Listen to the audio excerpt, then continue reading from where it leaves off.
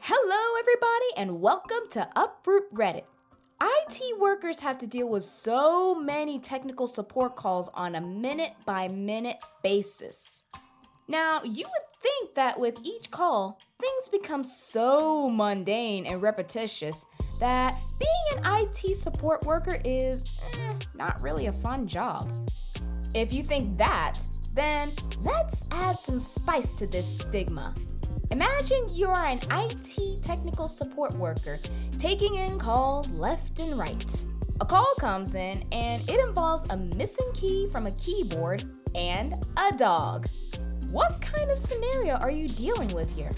Apparently, Reddit user Johnny B 1998's co-worker had that call, which is the call of the century, and they could not stop laughing. So let's check out today's post entitled, "Dog Ate My Keyboard." Good morning, IT crowd. I hope everyone here knows that they are an essential worker, and I send you nerd vibes to survive those dreaded VPN calls. Just remember the story my coworker had back when I was working at Street Bank as a help desk technician. I just wrapped up my call to the wonderful sound of my coworker sitting next to me laughing his butt off. I asked him what's so funny, and he proceeds to tell me this story. User called in a while back because a letter broke off her laptop keyboard. Now, normally, if there are any physical damages, we have to give it to a non-contractor tech, not me, or a tier 2 tech to get replaced as the laptops are leased. Instead, whoever worked on the ticket sent the user a letter to replace the missing one. So the user got the letter and tried to super glue it to the laptop. I don't know if super glue is a really good idea for a laptop. Considering the fact that glue plus wires underneath the keyboard of that laptop, don't think that's a good combination. While she was applying the super glue, somehow the letter fell to the floor and her dog snatched it up and ran off with it. She's obviously teleworking. So now she was calling to get a new letter in which my coworker decided it was best to replace the laptop as it was covered in glue. Now, if you've ever had problems with sticky keys, make sure that the person who made the laptop didn't super glue those keys. I really wish I was the person who got this call, but my gut tells me I wouldn't be able to make it through without laughing. Oh, Fido. You know that famous "dog ate my homework" phrase we tried to use in school? Well, I think "dog ate my keyboard" is a whole level above that. I mean, honestly, I can't think of anything else that could top that phrase off, since computers are being used everywhere, all the time, even during our teleworking days. And you know, being an IT technical support worker makes you actually powerful in the world of technology. I mean, you practically know all the ins and outs of computers and programming software that whenever someone asks you, you give them the answer without hesitation. Let's just hope that the person asking you the question understands the advice you gave them. Reddit user NJ was trying to give a straightforward answer to a not-so-tech-savvy person who didn't quite listen to their technical advice in today's post. A little knowledge is dangerous. You know, just a little bit. Well, they did say knowledge is power. Let's see what kind of power we are working with in today's story. Many decades ago, when the best desktop was the 8086 everyone used the office mainframe using a dumb terminal, the owner bought the department secretary the 8086 to let her send out product information to homeowners, etc., rather than using an electric typewriter. He helped her set up letter templates. Man, that must have been a lot of hard work. I mean, who uses a typewriter anymore anyways? Well, then again, you can use it for aesthetics or to decorate your home. Anyways, we continue. Rather than creating a list of who the letters went to, she file saved every letter, burned through the limited storage quickly. Then the owner decided to send her to a computer class. Being one of the tech-savvy employees, she rings my extension one day and asked, "If I type erase asterisk asterisk, Will it erase everything? Yes, it will, I responded. A few minutes later, she's at my desk, livid. I can't find any of my files.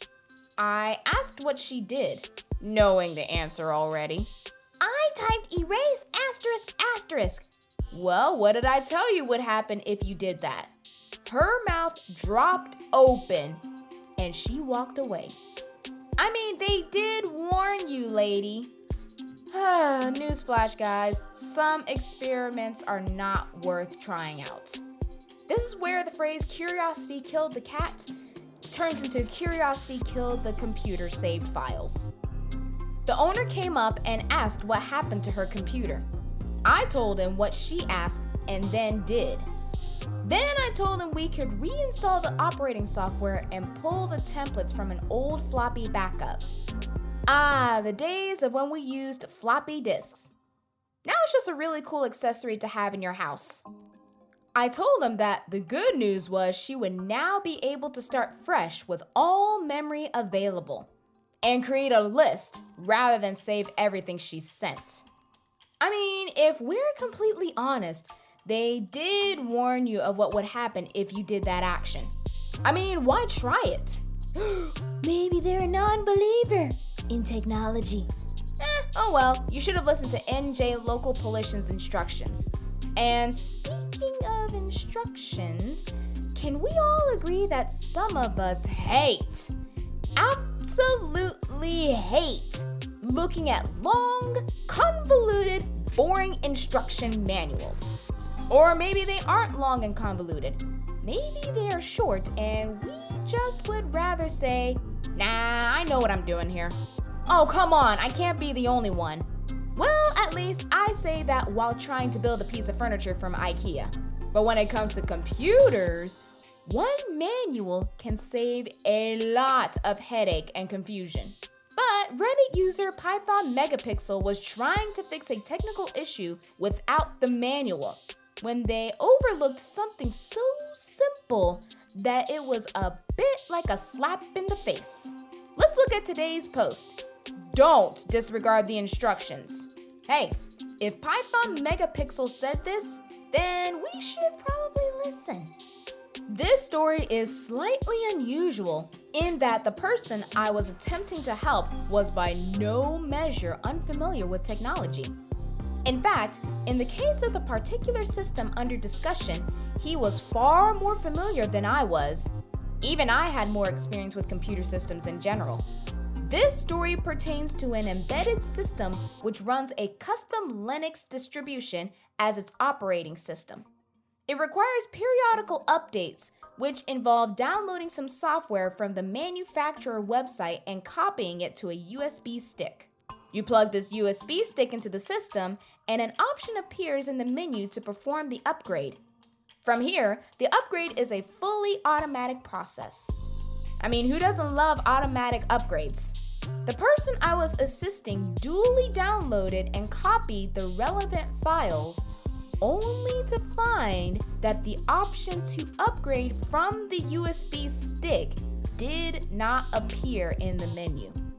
You know, when you're going through an upgrading process and there's no option to continue with that upgrade, for those of you who are not geeks or nerds or computer specialists, it probably doesn't bother you or faze you because then you're like, I'll let a specialist handle it.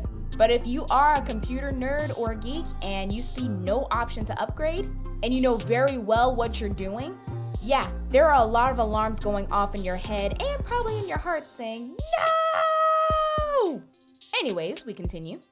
I searched through all of the menus. Can't find that option. I try rebooting the system. Still can't find that option. I then try rebooting the system with the USB stick in a different port. Nothing. We try all of the USB ports. And again, nothing. When all else fails, who you gonna call? The instruction manual!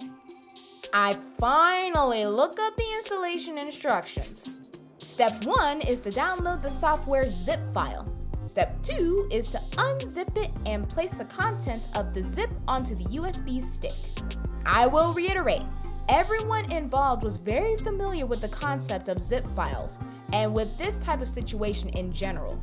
A suspicion dawns. I ask, did you read the installation instructions for this software? No. Me neither.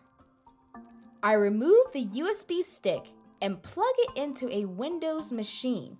Sure enough, on the USB stick is a single lone zip file. Right-click, extract. Eject from Windows machine. Plug into system we are trying to upgrade. Bingo! The option appears. Who would have thought it? That's right, folks. Both of us were overconfident to the extent that we didn't even check that we had followed the instructions correctly. We just assumed we had. Moral of the story, never assume that you're above the level of reading instructions. And here's another moral of the story. Make sure you do read the instructions first before you waste about 2, maybe 3 hours trying to find what you were looking for this whole entire time. Especially when dealing with computers. And you know what? Note taken. With technology advancing more and more every month, not every year since we know that new tech comes out on a monthly basis, we need more tech wizards and instructional videos on how to fix things. From the simple stuff to the more complicated, confusing bits. In short, we gotta keep up with the robot Joneses. Who knows what they'll be dishing out in the next 6 months, technologically speaking. Well, that's all for today. We'll be back for more intriguing IT stories right here on Uproot Reddit. Oh, and don't forget, make sure to keep your missing keys away from your pets. They may end up turning into advanced pets with the upgrades.